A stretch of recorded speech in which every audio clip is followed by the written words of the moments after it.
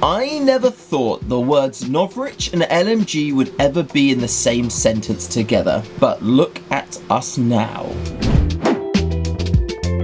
Yeah, Novritsch have gone and made an LMG, and it's right here in front of me, called the SSR249. And I can say it is pretty big. Now, I don't have a huge amount of experience with LMGs, although I did have a little bit of a play with the Tokyo Marui Mark 46 Mod 0, or Mod 0, Mod O, whatever one that is, the big fancy one that has like the recoil on it and the fake bullets, and it looks really, really cool. But beyond that, my LMG experience is rather limited, just because it's not really been a platform that has, you know, taken my interest hugely. And that doesn't come because it's not a cool platform. No, no, no. It comes from that because LMGs are often used in gameplays in ways that I don't generally play gameplay. I like to be sneaky and stealthy, often with ghillie suits and sniper rifles, but also I like to use my ARs as well for a bit of CQB. And the LMG platform just doesn't really fit within those criteria generally. Although running an LMG with a ghillie suit could be pretty darn cool. However, I imagine the big string of BBs coming out of that hedge over there may make me look a little bit suspicious. That being said, I am very excited to get this thing out in the field and have a little bit of a play with it. Now, the keen-eyed of you out there may have noticed I have another one back here, and if you'd like to know why I've got two SSR249s, then hit the subscribe button, because I'm going to be going through that in my next video. And while you're at it, if you didn't think Novritsch would ever make an LMG, hit the like and let me know in the comments why.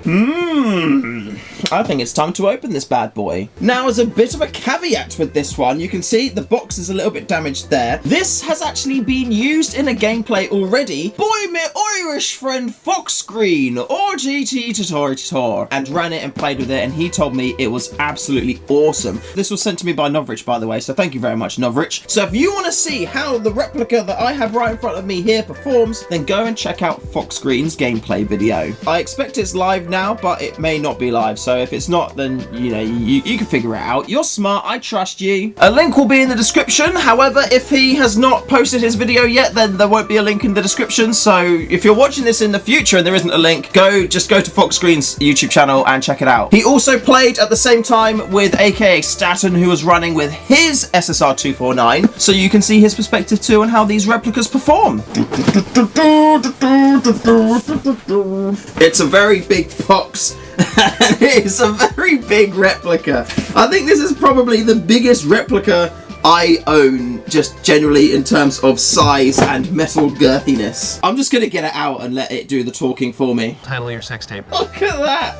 It does look really, really sick. But that's not all of it. It's not just like that with a pistol grip. You also have a stock here, an adjustable power stock, and you've also got an electric winding box magazine, which is very cool, which is sound activated as well, but we'll go into that in a little bit more detail in a sec. Cleaning rod as well, very important. So this is how it comes to you in those pieces there, and although it does feel really cool, it feels very shotgun-like actually holding it like this, but then when you've got the box magazine on there as well like that, it does feel a little bit more LMG-esque. Look at that. That does look so sick. Right, let's get the power stock on and see what we're playing with. Now, in order to put the stock on, I have got this screw bit here, and there's also a pin on the bottom with E-clips on that I need to remove, so I can then put it through this hole here and this hole here. While I've got the stock off though, I'm going to show you how you change your spring, because this thing has got a quick change spring. So that is there where your spring kind of guide is inside the gearbox. You press these buttons here to lift up the top cover, and then you press this down here. You press the spring guide in like that, pull the little clip on the top. There is your spring guide, and then your spring comes out as well, just behind it like that. Right. Just like that, and that's how you change your spring if you wanted to change your spring. And there we have it now with the stock on in all of its glory, and you can also pull it out and twist it around, I saw, like that.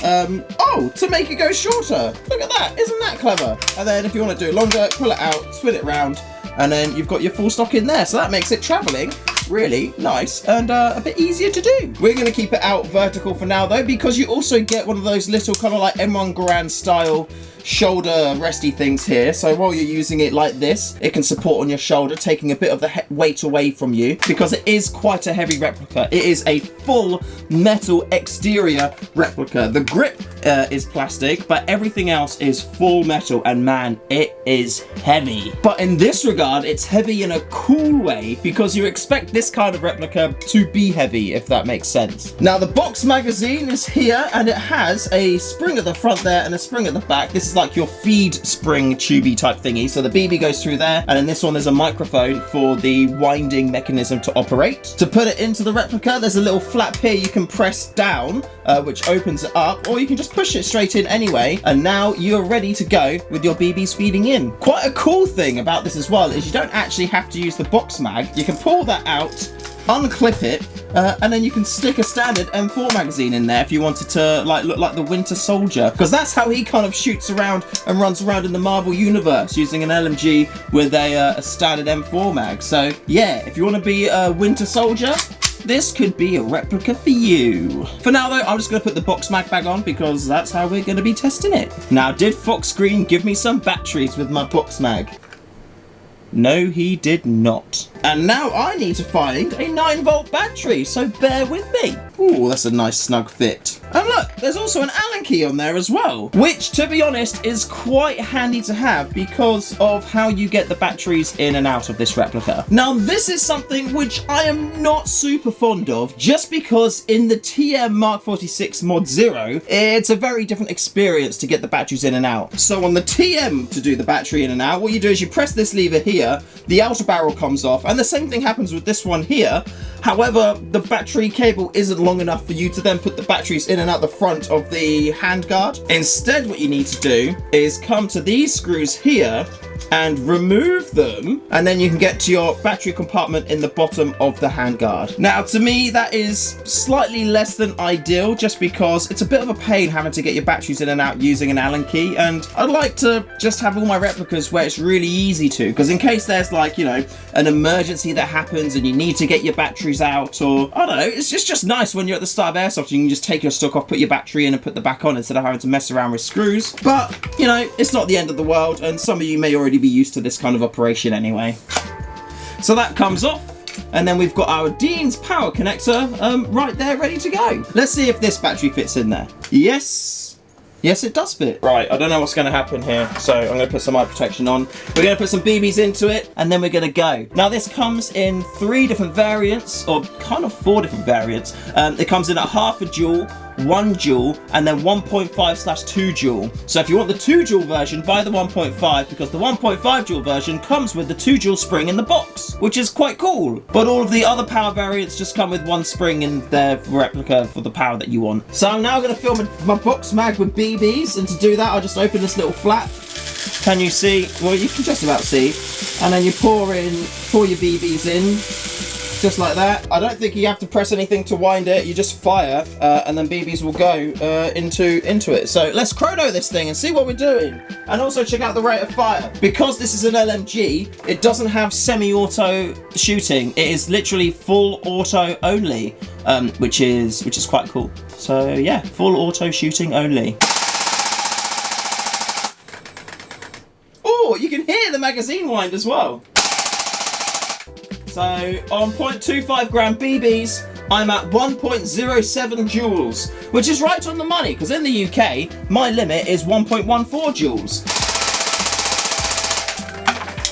So I am at 15.3 BBs per second, which, you know, if you watch my videos, you pretty much know all the time where I'm kind of like anything above 12, I'm happy with, because if you can't hit them with 12 BBs a second, you're probably not going to be hitting them with more than that. Now, if memory serves, I think I'm supposed to be getting about 20 BBs a sec. So in that case, the one that I've got here may be a little bit slower than ones that you may otherwise get from the Novritsch guys. But yeah, like I said, 15 works for me. Now, if you want to adjust your hop, it's quick and easy to do. All you do is you open up your top bit like this here. You can move that out the way as well. And then you've got a purple CNC hop unit in there, and it's rotary. So you just spin it one way to put hop on it and spin it the other way to take hop off. Nice and easy to get to. And it's got very good purchase on the CNC machine, little like spinny roundy thing. Something to watch out for with this replica though is the top Picatinny rail, as it's slightly under spec for mounting optics on there. Now there is a list of like optics that you can get from the Novritsch website listed with this, so you can see what work and what don't, but essentially these Picatinny gaps here are slightly, ever so slightly smaller than they usually would be on like a normal replica,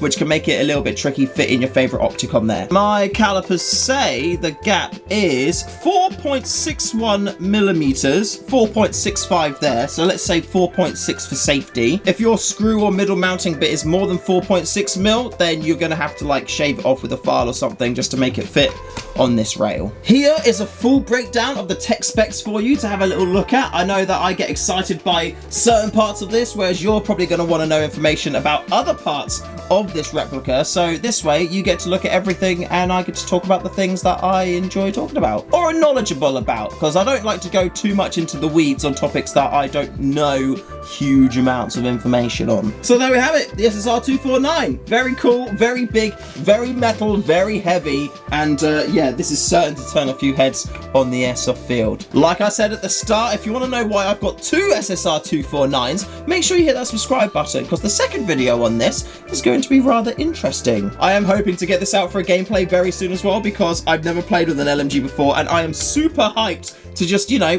unload a box mag onto airsoft players and just sit there for ages holding the trigger down, spraying BBs left, right and center. So again, subscribe if you want to watch some cool LMG SSR249 action. And until then, thank you for watching. Remember to stay fresh, and I'll see you in the next one.